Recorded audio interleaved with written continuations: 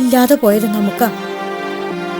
അപ്പേട്ടൻ പോയതോടെ നമ്മൾ ഇവിടെ ആരും അല്ലാതായി പോയി മോളെ. എന്റെ പപ്പയുടെ ജീവനായി വീട്. പപ്പയുടെ ആത്മാവ് ഉറങ്ങുന്ന മണ്ണായത്. ഇവിടെ വിട്ട് ഞാൻ എങ്ങോട്ടും പോവില്ല. ആ പോക്കിൽ എന്താ ഉദ്ദേശമാണ് ശാലിനി? എന്നിട്ടും പലതും അവനെന്നെ ഒളിക്കാൻ ശ്രമിക്കുന്നുണ്ട്. ആര്? ഗിരിയോ? ഇനി ഇത് വേറെ വല്ലതും ആണോ?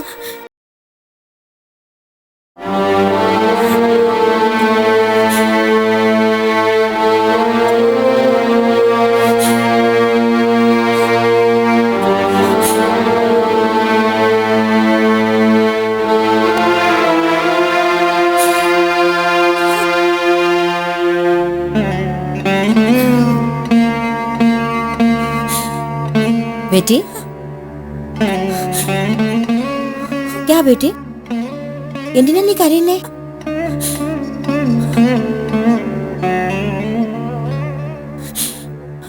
പാവ അപ്പേട്ടൻ മരിച്ചെന്ന് ഇപ്പോഴും അങ്ങോട്ട് വിശ്വസിക്കാൻ പറ്റുന്നില്ല. നഷ്ടപ്പെട്ടപ്പോഴാണ് ആ മനുഷ്യന്റെ വില മനസ്സിലാവുന്നത്. ഇടയ്ക്കിടെ ഞങ്ങൾ വഴക്കുകൂടാറുണ്ടായിരുന്നെങ്കിലും ആ മനസ്സ് നിറയെ സ്നേഹമായിരുന്നു. നല്ലവനായിരുന്നു അപ്പേട്ടൻ. പക്ഷേ ഇവിടെ ബാക്കിയുള്ളവർക്ക് ആർക്കും ആ നന്മയൊന്നും ഇല്ല മോളെ. എല്ലാവർക്കും അവരവരുടെ കാര്യങ്ങൾ മാത്രമേ ചിന്തയുള്ളൂ. ഇല്ലാതെ പോയത് നമുക്കാ. അപ്പേട്ടൻ പോയതോടെ നമ്മൾ ഇവിടെ ആരും അല്ലാതായി പോയി മോളെ. അങ്ങനെയൊന്നുമില്ല അമ്മേ. നമുക്കെല്ലാവരും ഉണ്ട്. അമ്മ വേണ്ടാത്തൊന്നും ചിന്തിക്കാതിരുന്നാൽ മാത്രം മതി. ഈ അമ്മ വേണ്ടാത്ത ഒന്നും ചിന്തിക്കാറില്ല മോളെ. വേണ്ടതിനെ കുറിച്ച് മാത്രമേ ചിന്തിക്കാറുള്ളൂ. മോളെന്നല്ലേ പണ്ട് അമ്മയ്ക്കൊരു നോവലിലെ കഥ പറഞ്ഞു തന്നത്? അച്ഛന്റെ മരണത്തോടെ അച്ഛന്റെ രണ്ടാം ഭാര്യയും മകളെയും ആദ്യത്തെ ഭാര്യയുടെ മക്കൾ ചവിട്ടി പുറത്താക്കുന്ന കഥ. ഒരു ഡോറയുടെ കഥ. അമ്മ അത് ഇതുവരെ മറന്നില്ലേ? മറക്കാനോ? ആ കഥ പറഞ്ഞതു മുതൽ എന്റെ നെഞ്ച് നീറി പുകയാൻ തുടങ്ങിയതാ. ഇന്നത് ആളിത്തുടങ്ങിയിരിക്കുന്നു. ഇനിയും നമ്മൾ കാത്തിരിക്കുന്നത് അപകട മോളെ. അമ്മ എന്തായി പറയുന്നത്? കഥയിൽ പറഞ്ഞതൊക്കെ സത്യാകാൻ പോകുന്നു മോളെ. ഇനി അതിനധികം താമസം ഉണ്ടാകാൻ പോണില്ല. കഥയിലെ പോലെ നമ്മുടെ ജീവിതത്തിലും അപ്പേറ്റം പോയിരിക്കുന്നു.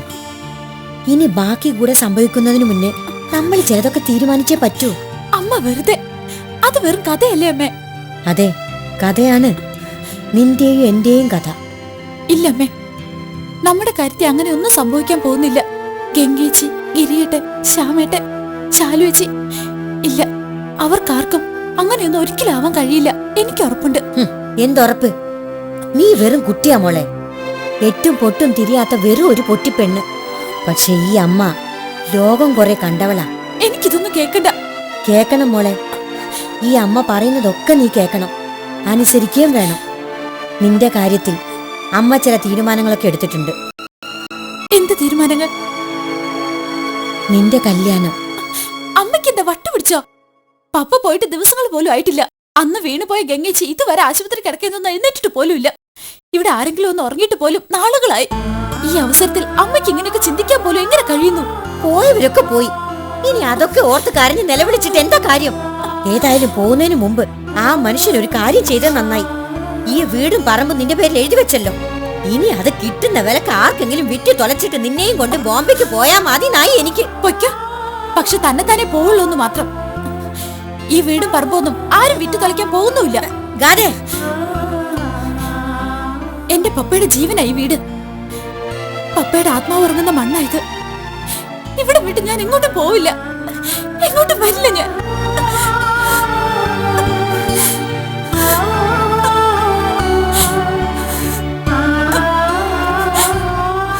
ബേട്ടി, നീ ഇങ്ങനെ കരയരുത്. അമ്മക്കത് സഹിക്കാൻ കഴിയില്ല. നിനക്ക് വേണ്ടി മാത്രം മോളെ ഈ അമ്മ ജീവിക്കുന്നത് തന്നെ. എന്റെ മോക്ക് നല്ലത് വരാൻ ഈ അമ്മ ആഗ്രഹിച്ചിട്ടുള്ളൂ. മോള് കരയാതെ. എന്നിട്ട് സമാധാനായിട്ടൊന്ന് ആലോചിക്ക്.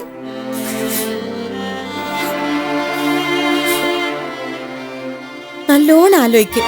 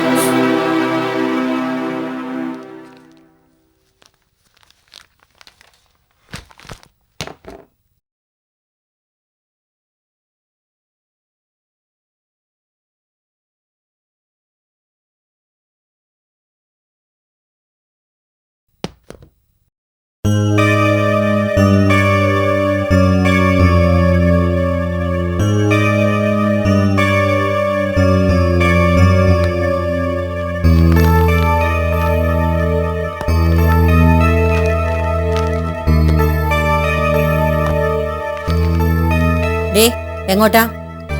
ആശുപത്രിയിലേക്കാ. ആ, ഇതുവരെ ഗംഗക്കുഞ്ഞിനെ ഒന്ന് പോയി കാണാൻ പറ്റിയില്ല. ഇതെന്തൊക്കെയാടി? ഉച്ചക്കത്തേക്കുള്ളതാ.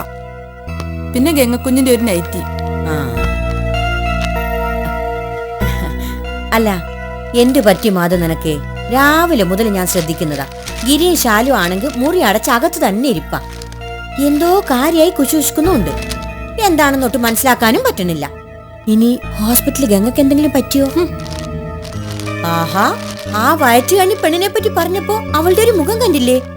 എടീ, എന്റെ അപ്പേറ്റം മരിച്ചിട്ട് ഒരു തുള്ളി കണ്ണീര് വരാത്ത നിനക്ക് ഗംഗയുടെ കാര്യത്തിൽ എന്താടി ഇത്ര ദുഃഖം? അതിന് അപ്പുക്കുട്ട സാറ് മരിച്ചപ്പോ ചേച്ചി ഇവിടെ ഇല്ലായിരുന്നല്ലോ. ആഹാ. പിന്നെ എങ്ങനെ ഞാൻ കരഞ്ഞോ ഇല്ലയോ എന്നറിയുന്നത്? എടീ, നീ എന്നോട് തർക്കുത്തരം പറയുന്നോ?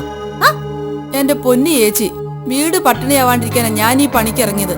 നിങ്ങളൊക്കെ വലിയ വലിയ ആൾക്കാരല്ലേ, വെറുതെ ഓരോന്ന് പറഞ്ഞ് വഴക്കുണ്ടാക്കി എന്റെ കഞ്ഞി പാറ്റിടരുത്. അക്കാര്യം തന്നെയാ ഞാനും പറഞ്ഞത്. അപ്പോട്ടം മരിച്ച സ്ഥിതിക്ക് ഇനി നിനക്ക് ശമ്പളം തരേണ്ടത് ഞാനാ. അതുകൊണ്ട് ഞാൻ പറഞ്ഞത് നീ അനുസരിക്കണം. എടീ, ഇവിടെ ആരെന്ത് രഹസ്യ സംഭാഷണങ്ങൾ നടത്തിയാലും അതൊക്കെ നീ പിടിച്ചെടുക്കണം. എന്നിട്ട് അതെന്നോട് പറയുകയും വേണം. എടി മാധു, വലിയ വീടുകളിലുള്ള സെർവന്റ് ഒക്കെ ഇങ്ങനെയാ. പിന്നെ ദേ, പിടിച്ചെടുക്കുന്ന കാര്യങ്ങളൊന്നും കൊണ്ടുപോയി പുറത്ത് പ്രക്ഷേപണം ചെയ്തേക്കരുത്. ഗംഗ അപ്പുവേട്ടന്റെ മോളല്ലേ? ഞാനല്ല പ്രസവിച്ചതെങ്കിലും എന്റെ അപ്പുവേട്ടനോടൊപ്പം ഒരു 10-15 കൊല്ലം ഒരുമിച്ച് താമസിച്ച് അധികാരം വെച്ച് ഒരു നേരത്തെ ചോറെങ്കിലും ഞാൻ അവൾക്ക് കൊണ്ടുപോയി കൊടുക്കണ്ടേ? നാട്ടുകാരെ പേടിക്കണല്ലോ. അതേ, ഞാനൊന്ന് ഹോസ്പിറ്റൽ വരെ പോയിട്ട് വരട്ടെ. പുതിയ സമാചാരങ്ങളൊക്കെ എന്താണെന്ന് അറിയാൻ ചെയ്യാലോ. അല്ല ചേച്ചി, ഞാനും വരാം. നീ പിന്നെ പോയാ മതി. मैं अभी वापस आएगा, जल्दी आएगा. വണ്ടി ഞാൻ എടുത്തു എന്ന് പറഞ്ഞേക്കണേ. മാധു, നീ എന്റെ ഹാൻഡ് ബാഗ് കൊണ്ടെടുത്തേ.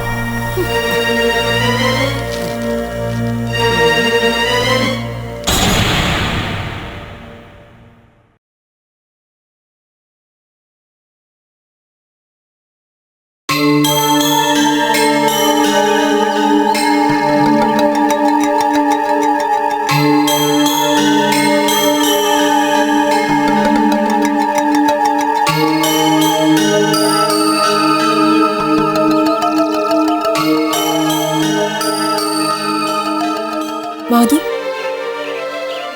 ഇതുവരെ ഹോസ്പിറ്റലിൽ പോയില്ലേ? ഇന്നലെ രാത്രി മുതൽ ശ്യാമേട്ടനൊന്നും കഴിച്ചിട്ടില്ല. അല്ലെങ്കിൽ വേണ്ട, ഗിരീട്ടം കൊണ്ടുപോയിക്കോളും, വണ്ടിയുണ്ടല്ലോ. ശാലുകുഞ്ഞെ, ചോറും കൊണ്ട് കഞ്ചനാമ്മയാ പോയത്. കഞ്ചനാമയോ? ഈശ്വര,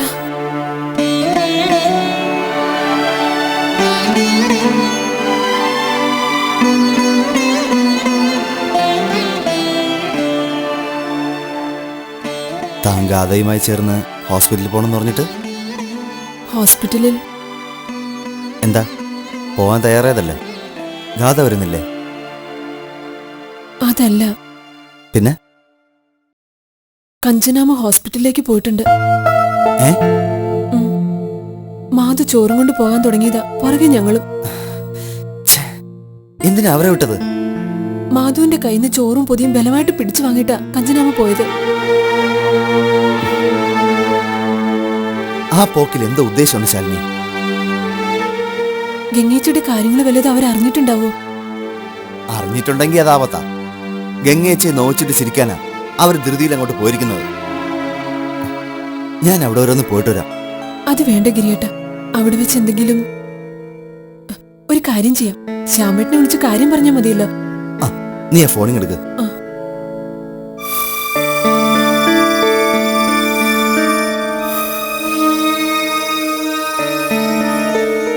റിങ് ചെയ്യുന്നുണ്ട്.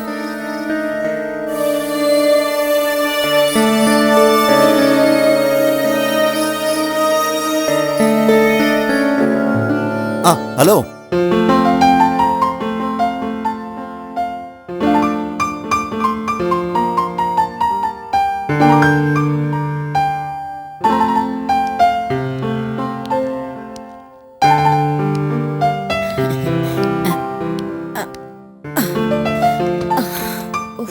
കഞ്ചനാമ്മേ ഒന്നിങ്ങോട്ട് കണ്ടില്ലല്ലോ എന്ന് മനസ്സിൽ കരുതിയതേ ഉള്ളൂ. വരണോന്ന് എപ്പോഴും വിചാരിക്കും മോളെ. പക്ഷെ അവിടുത്തെ കാര്യം നിനക്കറിയാലോ. എല്ലാത്തിനും എന്റെ ഒരു കണ്ണ് എത്തിയില്ലെങ്കിൽ ഒന്നും നടക്കില്ല. പിന്നെ അപ്പേട്ടൻ പോയതോടെ ഉത്തരവാദിത്വങ്ങളൊക്കെ കൂടിയില്ലേ. ബോംബേക്ക് മടങ്ങി പോയാലോന്ന് പലവട്ടം ഞാൻ ആലോചിച്ചതാ. പക്ഷേ നിങ്ങളെയൊക്കെ മുഖം ഓർത്തപ്പോ എനിക്കതിന് കഴിഞ്ഞില്ല. ആദ്യം നിങ്ങളുടെ അമ്മ പോയി, ഇപ്പൊ അച്ഛനും. ഇനി അച്ഛന്റെ അമ്മയുടെ സ്ഥാനത്ത് നിങ്ങൾക്ക് ഞാനല്ലാതെ വേറെ ആരാ ഉള്ളത്? ശരിയാ, ഞങ്ങൾക്കതറിയാം കഞ്ചനാമ്മേ. അറിയാലോ. എന്നാ ഇനി മുതൽ ഞാൻ അറിയാത്ത ഒരു രഹസ്യവും നമ്മുടെ വീട്ടിൽ ആർക്കും ഉണ്ടാവാൻ പാടില്ല. ഇനി ഏത് കാര്യവും ഞാനുമായിട്ട് ഡിസ്കസ് ചെയ്തിട്ടേ ആകാവൂ. നമുക്കൊക്കെ ഇടയിൽ എന്ത് രഹസ്യങ്ങൾ ഉണ്ടാവാനാ കഞ്ചനാമ്മേ? നമ്മളൊക്കെ ഒറ്റ വീട്ടിൽ താമസിക്കുന്നവരല്ലേ? ആ വിചാരം അവിടെ പലർക്കും ഉള്ളതായിട്ട് എനിക്ക് തോന്നിയിട്ടില്ല. അതുകൊണ്ട് പറഞ്ഞതാ. കഞ്ചനാമ്മ ആരുടെ കാര്യം ഉദ്ദേശിക്കുന്നത്? പെറ്റില്ലെന്നേ ഉള്ളൂ. എങ്കിലും നീയും ഗിരിയും എന്റെ സ്വന്തം മക്കളെ പോലെയാ. എന്നിട്ടും പലതും അവനെന്നെ ഒളിക്കാൻ ശ്രമിക്കുന്നുണ്ട്. ആര്? ഗിരിയോ? അതെ.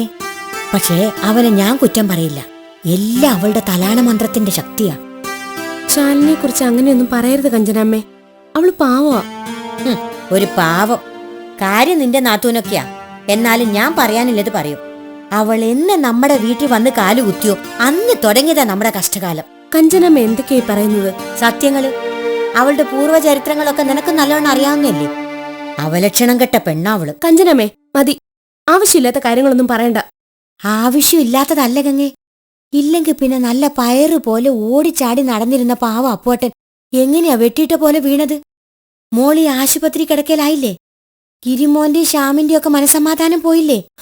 ദയവേതൊന്നും മതിയാക്ക് കഞ്ചനാമ്മേ. മോള് വിഷമിക്കാൻ വേണ്ടി പറഞ്ഞതല്ല, ഭാവിയിൽ കൂടുതൽ വിഷമിക്കാതിരിക്കാൻ വേണ്ടി പറഞ്ഞതാ. ദാ ഇപ്പൊ തന്നെ ഗംഗയുടെ രോഗവിവരങ്ങൾ ആരെങ്കിലും ഗംഗയോട് പറഞ്ഞോ? ഇല്ല, അറിഞ്ഞു കാണത്തില്ല. എന്തോ കാര്യമായ തകരാറുണ്ടെന്നുള്ളത് ഉറപ്പാ.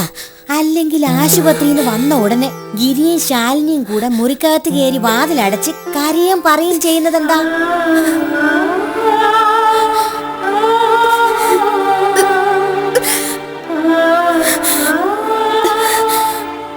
എന്താ? എന്തു പറ്റി?